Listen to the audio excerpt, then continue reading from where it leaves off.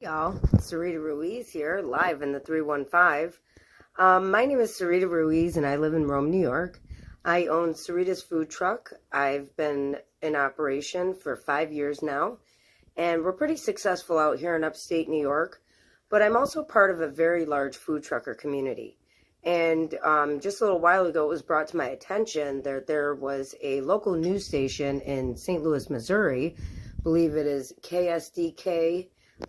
5 on your side, that recently did a story on the cleanliness of food trucks and the health risks that you can have from eating at a food truck, which should be applied to every restaurant, really, if you're going to do a story about airborne illnesses and the cleanliness of the places that patrons are eating at. Here's my gripe with your story.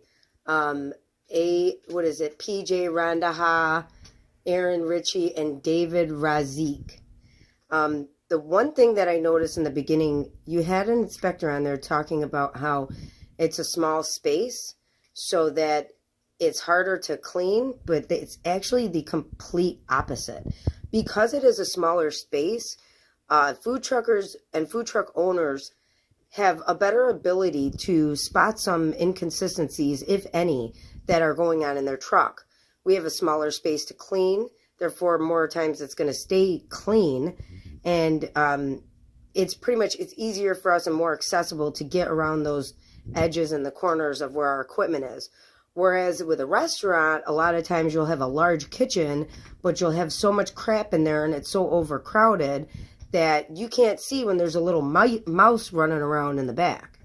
And what my thing is that being somebody that's worked as a waitress, and a lot of us in the food truck business have worked in restaurants before, we can tell you how disgusting that some of those restaurants that you're eating in are. And a lot of times they don't even change the freaking oil, and it's so black that if any of you customers ever saw it, you'd never eat there again. But what was very alarming to me as well is that this woman that was doing this interview didn't interview any truck that had a clean bill of health. All you did was misrepresent the entire food truck community by solely targeting those few trucks that did have violations, leaving us with literally no positive representation of the food truckers in your community of St. Louis, as well as the food truck industry as a whole for truckers all over the United States. You know, food trucking has been around for years, many years before it started getting popular.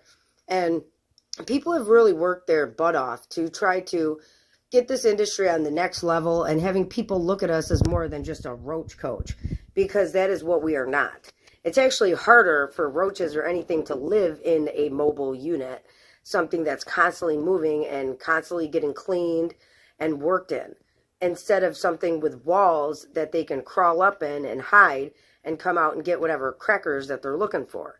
So it just, it was very upsetting to see that, and to see that there was not one piece of positivity that came out of that. I'd also be curious to know if this station has ever done any stories on the local restaurants and their cleanliness, and got other people's side of the story, or even talked to any patrons. I didn't see any of that.